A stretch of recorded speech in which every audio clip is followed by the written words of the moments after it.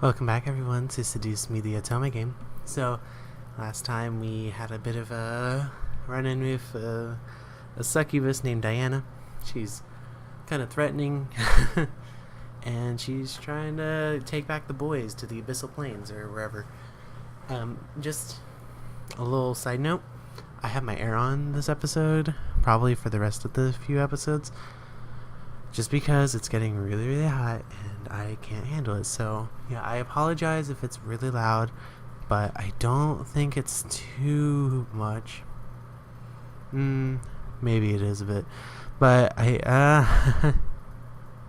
I think you guys can hear it a bit, but hopefully it isn't too bad. The sound of collective chuckles and playful snickers whispered through the air, making me blush even more. As Sam grunted in reply, the laughter stopped.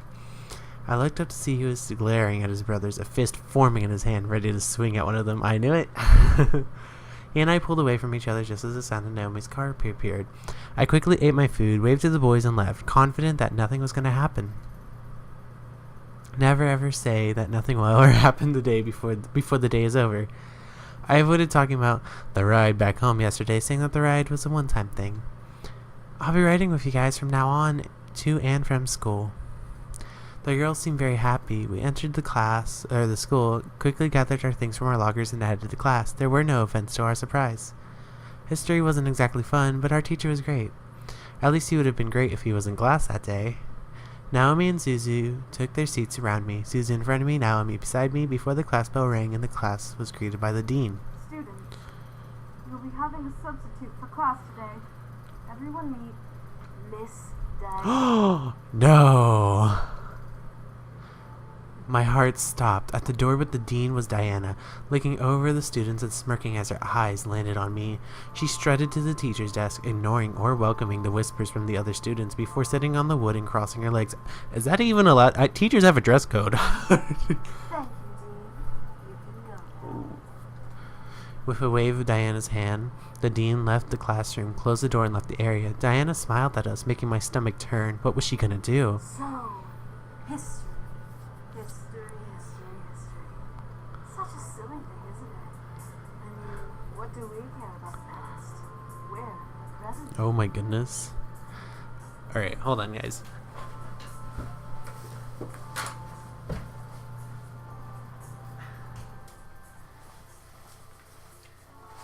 I decided it'd be best to turn off the AC. Just because it bothers me. I'm worried that it's going to be too loud. This game's music is kind of soft. Sometimes there isn't even any music at all. So I decided to just turn it off, and hopefully it won't get too hot. It is nighttime, so it should be cooler. The rest of the class, including Naomi and Suzu, hesitantly nodded in agreement. Unsure about this new teacher, but willing to listen to more of what she had to say. The present is so full of wonderful things, while the labors of the past are the reason we have many things. It is our chance and privilege to utilize what has been given to us. This is some history lesson. You know, I'm going to become a history teacher and to teach exactly like she does. Her charm was almost infectious. The class was practically starting to eat out of her hand. I looked around to see classmates grinning and agreeing with Diana. I pressed my lips together as I listened further. I had no choice. What's even funnier about human beings is that some of the bits of history we hear is either made up or completely biased to one side. It's like a story you read as a child. Oh my. You hear of the princess and the prince, and they live happily ever after. But what about the family she left behind? What of her friends? Gee, I wonder what she's talking about. The students listened and agreed intently to her words. I could tell, however, that these words were all targeted at me. The original story of the Little Mermaid, a perfect example of biased opinion. Here we have a girl who thinks she can be with this prince, but this prince has to marry a princess. What would happen if the mermaid had her way? What makes the mermaid so important that the princess has to suffer the consequences? That's quite the comparison, the metaphor that she's using, because it's kind of weird because, like, when you think about it, mermaid is a whole different, like, species from humans, and in this regard, it's similar because we were talking about incubi and succubi, and a human trying to get in the way between, like, a natural kind of existence. So it is. I like what the writers did here. Oh. I was not. See, when I expect this game to throw choices at me, it doesn't happen. But I don't know. Okay, we're just gonna keep quiet. I kept my mouth shut. There was no way I was going to let her get to me. Despite her being the teacher, I was going to ignore her. There was no telling what she would do if I talked back. Diana looked at me, expecting me to speak, but I merely stared at her. A smirk graced her face. A glare graced mine. I didn't need the fight to win. It's still something to think about, however, as we think of this story. It's so easy to believe that the mermaid was the heroine. But what of the poor princess? Why should the princess suffer the antics of a mermaid? The princess didn't do anything wrong to her.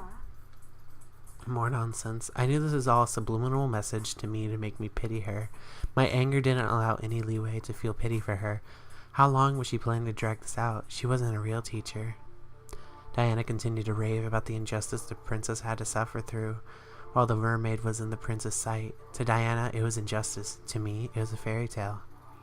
The boys chose me. He chose me. She wasn't going to convince them otherwise, and I wasn't going to let her.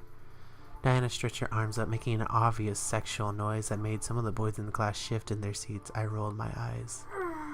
Well, that's enough about fairy tales. After all, the Little Mermaid was fated to lose her prince in the original story anyway. It was for the better, though. The kingdoms, I'm sure, flourished, and the prince and princess lived happily ever after. I think this is also telling us about the situation between Diana and the agreement for her to marry one of the boys. Maybe it's like an agreement between two kingdoms within the abyssal plains. Who knows? Ooh, my instinct was like, how can you be so sure? Yeah, let's say it. Finally, I spoke up. I felt ballsy enough to challenge her at last. The other students in the class, including Susan and Naomi, turned to look at me both in shock and confusion. Diana looked over and smiled kindly. Because I have a hunch. Oh boy. What if the prince was incredibly unhappy? Could the princess live with herself knowing that the man she married was unhappy? Oh, Mika! Oh, I aspired to be you even though I was the one that made the choice. Whatever. Let me save real fast. Alrighty. In that case, the prince and princess's senses of duty would overrule emotion. Their kingdoms would flourish nevertheless, making their people love them and live happy lives. Another excuse. She wasn't answering my question. So the prince is supposed to suffer a marriage he doesn't want for the sake of his kingdom? It happens all the time in reality. Arranged marriages happen to bring families together and bring wealth out of poverty. That doesn't make it right. The other students applauded me, knowing that what I was saying was right. Diana pressed her lips into a thin line out of irritation, signaling my victory. Diana then stopped talking and looked back to the clock on the wall, reading it quickly. This class had barely begun. Why was she looking at the time? Diana then leaned against the blackboard and smiled to us. I became worried. You I know would too. what? School isn't important. Everyone, go ahead and take the week off. Is a sub? She's gonna get fired before she even starts. The students suddenly began to chat happily or in confusion at the situation. Many thought it was a dream come true. Others knew better. Before anyone could protest, however, Diana pressed a finger to her lips and counted down with her fingers in the air. 3, 2, 1. The speakers of the classroom gently awoke, giving us an announcement we would never believe. Attention students. Due to an emergency faculty meeting, we will be closing school for the remainder of the day and this entire week. Please leave the school quickly and quietly and have a good rest of the week. No! She used her powers on them. Damn it, I felt the need to stop her, but how could I stop a demon in the middle of a public area? Diana smiled before gesturing to the door. Have a nice week off. School will resume next week. Many of the students filed out, chatting to each other about how new impromptu plans. Susie was beyond happy, but Naomi was hesitant. Before we could pack up and leave, however, Diana stepped to us. Excuse me, little miss. I'd like you to stay a little while. There's something we need to discuss. As Diana looked to Susie and Naomi, she snapped her fingers, making my friends tense up. You two can head home. Don't worry about your friend until next week, okay? If you contact her, she won't reply, so don't bother. If she contacts you, ignore her, because she's just fine. Oh boy. As if on command, Susie and Naomi left the room. I tried to march after them, but Diana stepped in my path, warning me with her eyes that if I followed, there would be hell to pay. I had lost my 2 friends, at least for the week. Diana and I were alone, just like she wanted. I slammed my hands on the desk in front of me and glared at Diana. What are you doing and what are you thinking? What? Do I not make a good teacher? I figured you should have a little lesson, so I took matters into my own hands. Whatever you're trying to do won't work. You really think so, dear? And what makes you so sure about that? What was making me so sure? Why was I confident? Were the boys worth this? My thoughts began to fill with doubt. All of the uncertainties about this ordeal began to cloud my mind. Oh, I understand, Mika. If the boys were ever found out, there'd be hell to pay. Was it worth it? What about Diana? What would she do to me? Would she make my parents forget about me completely? Would she ruin my friends' lives out of spite? In my gut, I felt a stone of confidence try to fight back, but the heaviness of my thoughts began to dissolve that stone little by little. What was going on with me? I looked up to Diana once again to see her gaze boring into my eyes. She was using her powers on me. This time, I was away from home, so I couldn't escape. Or could I? Did I want to? The way she stared at me made me feel warm and fuzzy inside my chest. I felt like melting. Diana lifted a hand under my chin and ran her thumb over my lips, licking her own. I could feel little shots of energy zipping from under my skin into my chin where she held me. Now, let's have a little taste of that sweet, virginal sexual energy.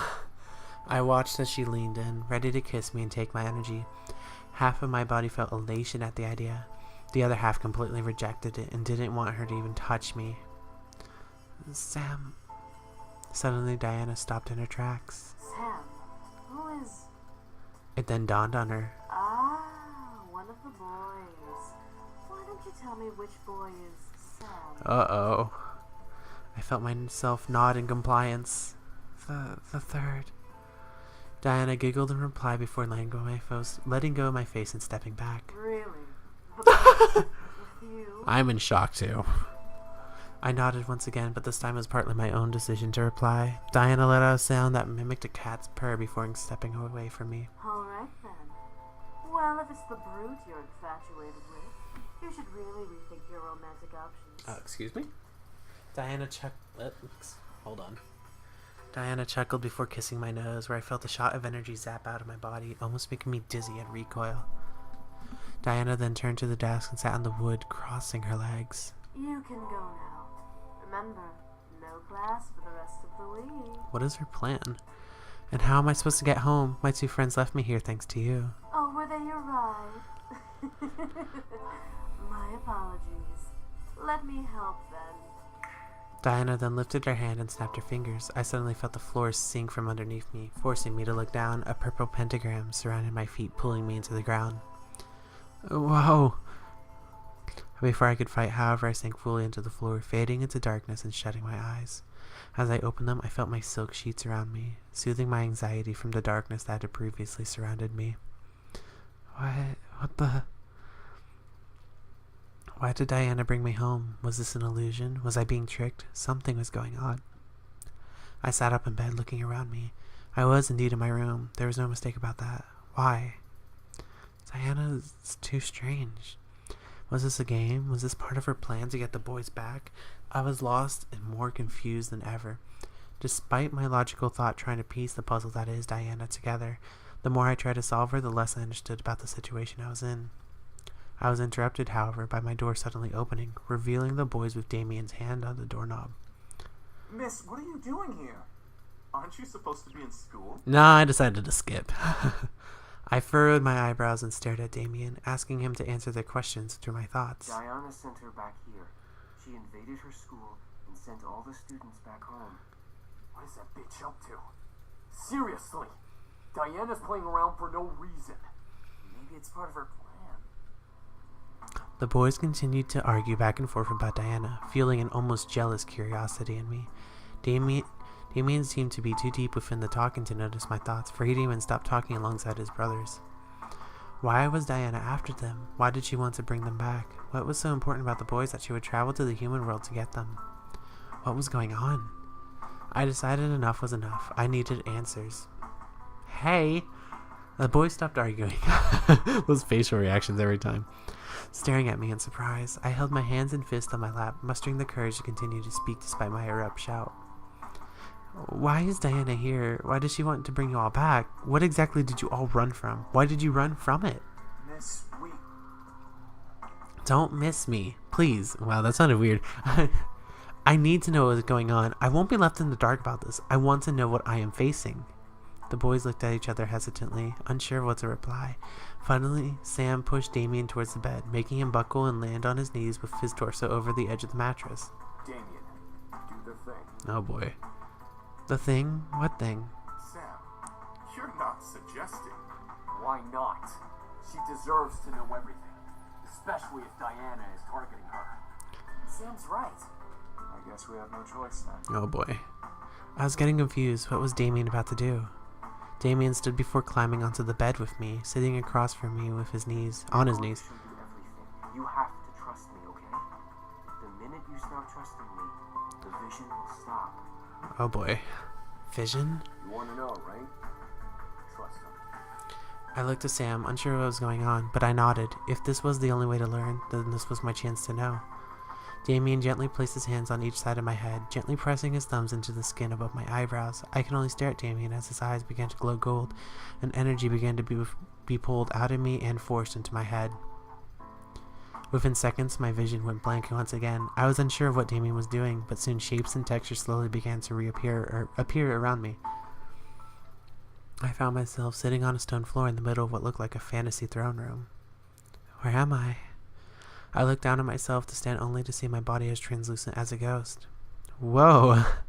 I jumped up and inspected my hands in a sudden panic. I was see-through. Why? What was going on? How dare they try to negotiate with me? Do they not know whom they speak to? I gasped and ran behind a nearby pillar away from the voice.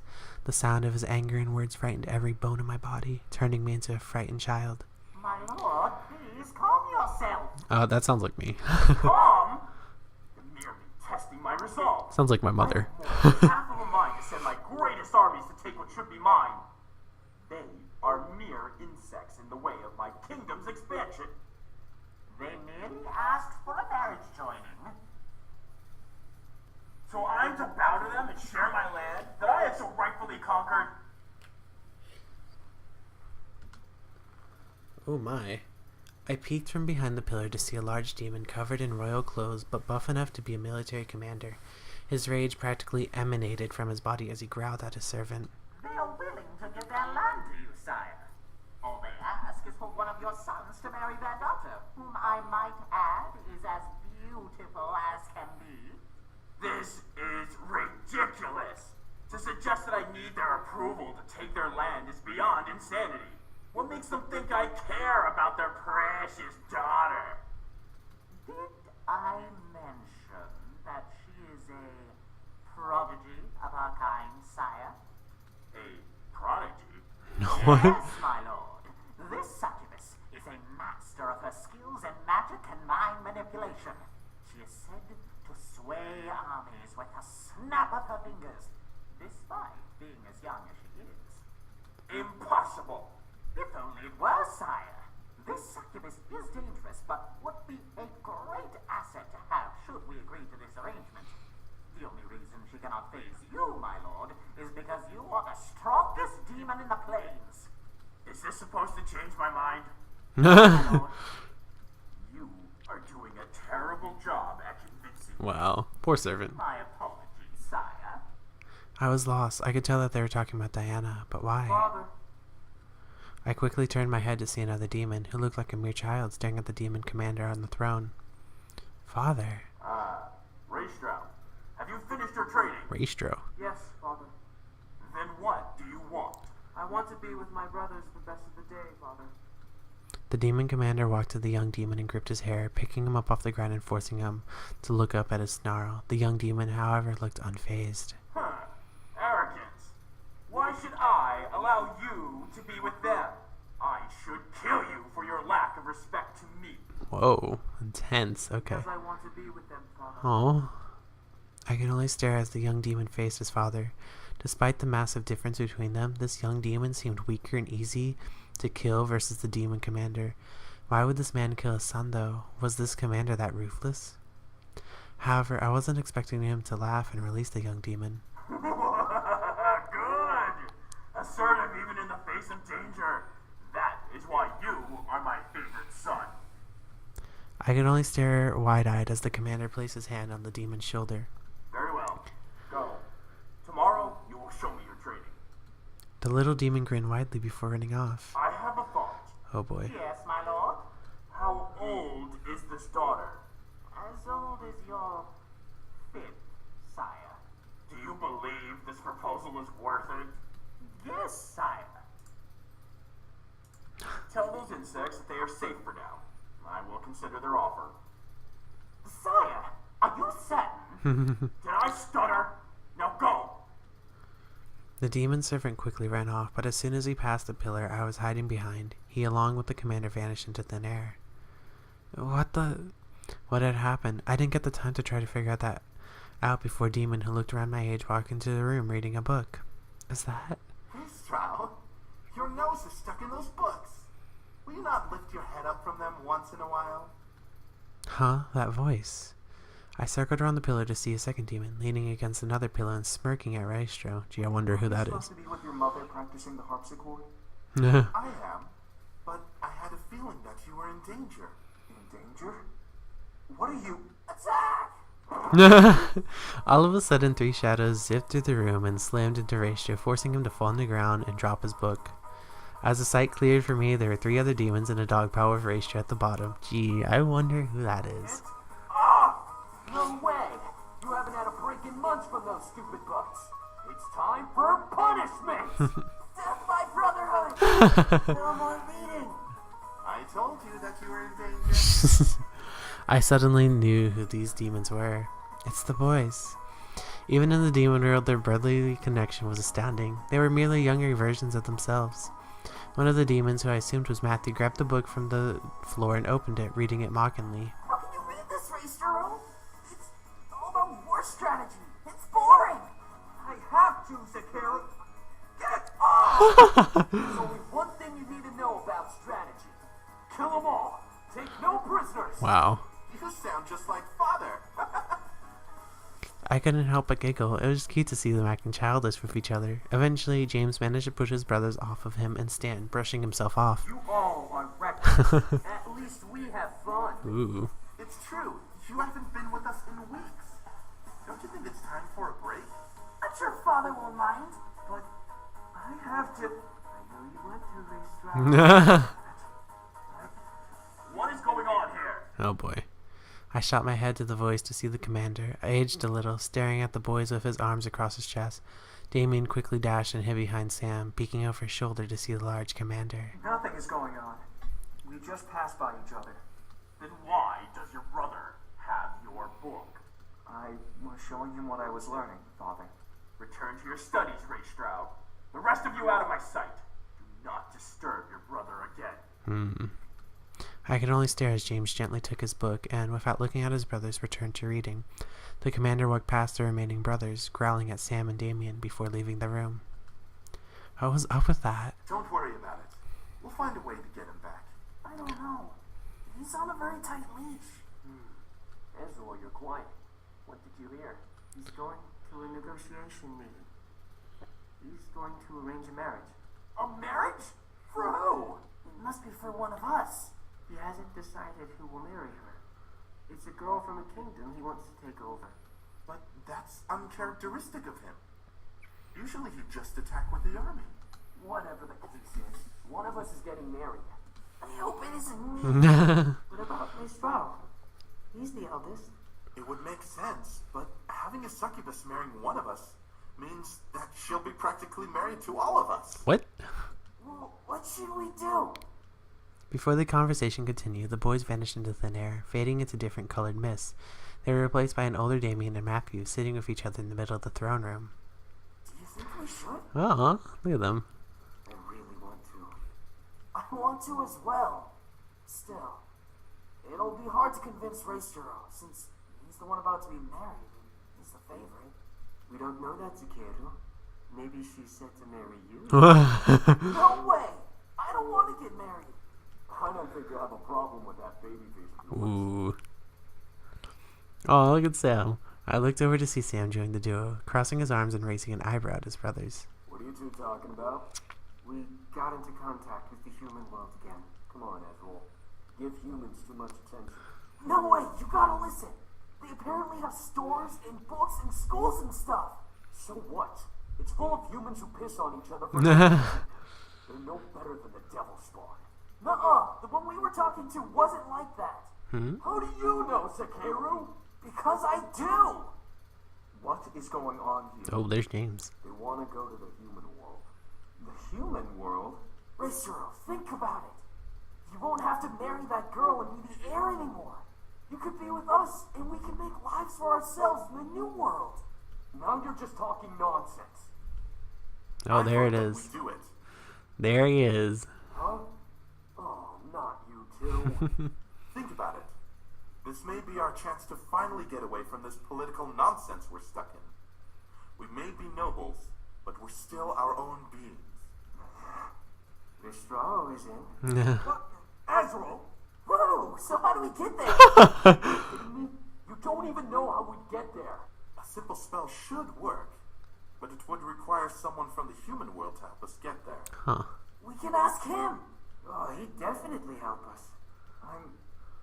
I'm not so sure about... Restra, aren't you tired of pleasing Father all of the time? Ooh. I am, but... If you stay, you'll be married off and become ruler of Father's kingdom.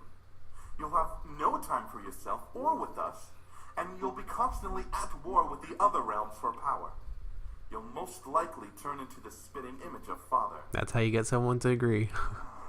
What he's saying is, get your head out of your ass and let's go. If you don't say yes, I'll drag your princely ass with us. I don't care what that bastard of a father wants. Come on, Racero. All right, let's do this. What's the plan? I couldn't believe what was happening. I was seeing the history of their lives before my eyes. They were nobles, and James was the heir to the kingdom the commander ruled. Even more so, he was going to be married to Diana. They sacrificed everything to leave and be together. They'd rather be free than remain in their noble roles. I started to feel a little jealous. They were able to leave while I was still expected to be what my father wanted me to be. How were they able to leave was uncertain still, but I knew I would learn in time. I closed my eyes and mentally asked Damien to end the vision. As soon as I asked, the world around me slowly vanished, and I was brought back to the bedroom where I sat with my head nestled in Damien's hands. My vision began to clear, letting me fully see the boys around me, all with concerned faces. So, you now know exactly who we are. Diana was the girl you arranged to marry. Not anymore. Once we left, the arrangement was broken. With no sons to marry off, her dad couldn't go through with the marriage deal. If Diana is here for us, that means she's trying to save her kingdom from being attacked. Is it really though? That's not true. She wants to rule our kingdom. Having one of us will give her the right to our kingdom, as much as we'd have right over hers. Oh boy. So she's a gold digger. No. Well, with a kingdom like ours, what succubus wouldn't want to marry us for it? It all made sense. She wanted them so that she could finally take over an opposing kingdom. She knew that, despite her powers, she wouldn't be able to fight against their father, so she had to find another way in. That manipulative. Before I could continue, I felt my head suddenly get heavy and dizzy. I gripped my head, mewling under my breath. What the... I took too much. I'm so sorry. Oh. Rest now. There's no need to do anything more today. The boys suddenly rushed over and helped me lay back down as my vision was painted in white polka dots. I needed sleep badly. Instantly, I closed my eyes and let darkness consume me. After what seemed like hours, I finally woke up, slightly refreshed. My body knew that if I slept any longer, I'd be up all night, which was not part of the plan for the day.